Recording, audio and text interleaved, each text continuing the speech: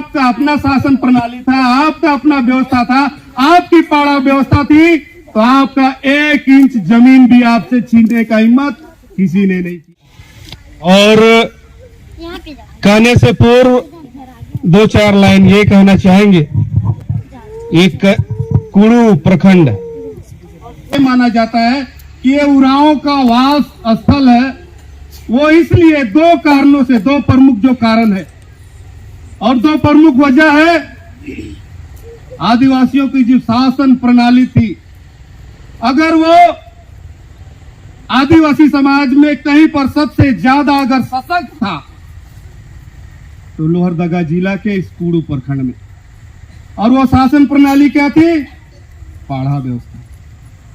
ये अगर पूरे सरना समाज में सबसे ज्यादा सशक्त, और अगर अभी भी कहीं हम लोगों को देखने और सुनने के लिए अगर कहीं पर मिलता है आदिवासियों की इस लोकतांत्रिक व्यवस्था का शासन प्रणाली, तो वो कुड़ू और लोहरदगा है।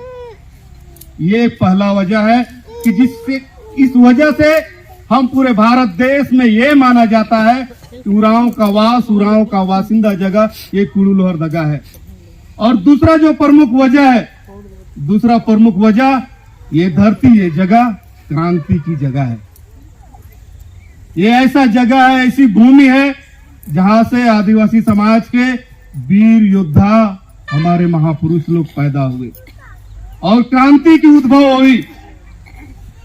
इसलिए ये लोहरदगा और कुड़ू माना जाता है ये हमारा आदिवासियों का वास स्थल है। और अगर ये 2 प्रमुख चीजें हैं जिससे हमारी पहचान होती है, तो निश्चित तौर से उन्हीं के वंशज यहाँ पर हम लोग सब कोई जमा हुए हैं, उन्हीं का खून हमारे शरीर में है। और ये 2 बड़े चीजों को आपने अंजाम दिया है, आपके पूर्वजों ने अंजाम दिया है और वो पहचान दिलाई है, और उसके कर्ता और धर्ता आप लोग रहे हैं। और इसीलिए हम बहुत छोटा सा एक सैनिक हैं आदिवासी सरना समाज का। आपने पाड़ा व्यवस्था को बेहतर करते हुए, चलते हुए आपने देखा है। क्रांति को, युद्ध को आपने लड़ते हुए, करते हुए आपने देखा है। और इसीलिए मुझे ये महसूस नहीं हो रहा है कि हम आपको जागने के लिए कहें, हम आपको खड़ा होने के लिए कहें, हम आपको उठने के लिए कहें कि आदिवासी समाज में जो वर्तमान परिस्थितियां हैं और आने वाली जो परिस्थिति होगी, वो आदिवासी समाज को भारत देश के मानचित्र से खत्म कर देगा। इसलिए आप जागो, ये मैं आपको नहीं कहूंगा, क्योंकि आपके खून में है उस शासन प्रणाली को चलाने की ताकत, और आपके खून में है उस क्रांति को पैदा करने के लिए। और इसीलिए साथियों, मैं 2 लाइन, 2 शब्दों को अपने आज के इस कार्यक्रम में कहना चाहूंगा और सवाल आपसे पूछना चाहूंगा।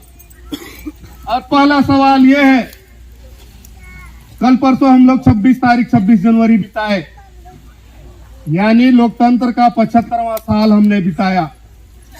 यानी 75 साल पूर्व हमने राजाओं के दमन और शोषण से मुक्त हुए, जमींदारों के दमन और शोषण से मुक्त हुए, अंग्रेजों के दमन और शोषण से मुक्त हुए। ये शोषण से मुक्त हुआ हमारा काल, 75वां साल हमारा बीत गया।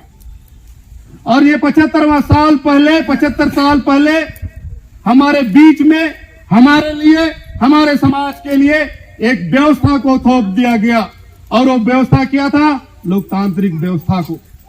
और ये जब से लोकतांत्रिक व्यवस्था हुई, तब से ये तय हुआ कि अब राजा का बेटा राजा नहीं होगा, अब जनता जिसको चुनेगी वही अब राजा होगा। ये व्यवस्था 75 साल पहले लागू हुई। इसी संबंध में हमारा आप लोगों से सवाल है, जब आपकी शासन प्रणाली थी, जब आपका पाड़ा व्यवस्था था, तो क्या 1 इंच भी जमीन आपका छिनाया था? जोर से बताइए, हाँ या नहीं?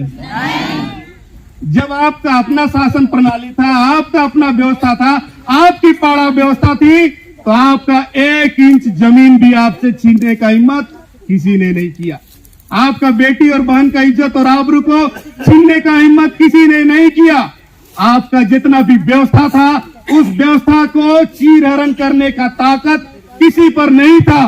लेकिन जब से लोकतांत्रिक व्यवस्था आपके बीच आई, हमारे बीच आई, हमने जिम्मेदारी, जमीन की रक्षा की जिम्मेदारी हमने सत्ता को दिया, पढ़ाई लिखाई की जिम्मेदारी हमने सत्ता को दिया, अपनी धार्मिक प्रथा और परंपरा को बचाने की जिम्मेदारी हमने सत्ता को दिया, बच्चों की पढ़ाई लिखाई की जिम्मेदारी हमने सत्ता को दिया, हमने नौकरी और चाकरी की जिम्मेवारी हमने सत्ता को दिया। और जब से हमने सत्ता को दिया, क्या आपका 1 इंच भी जमीन छीनना बंद हुआ? आपको नौकरी मिला? आपका पलायन रुका?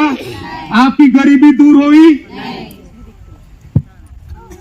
यही मेरा सवाल है आप लोगों से कि आपका व्यवस्था बेहतर था या अभी की व्यवस्था बेहतर है? लेकिन परिस्थिति ऐसी है कि हम पहले की व्यवस्था को हम स्थापित नहीं कर सकते हैं, उसे फिर से हम पुनर्बहाल नहीं कर सकते हैं, क्योंकि जब से लोकतंत्र इस देश में, इस राज्य में लागू हुआ, उस लोकतांत्रिक व्यवस्था के अनुसार, उस संविधान के अनुसार हमको, आपको, सारे समाज को चलना पड़ रहा है। यहाँ दूसरा लोग एक लोटा गमछा लेके आया था, उसका 4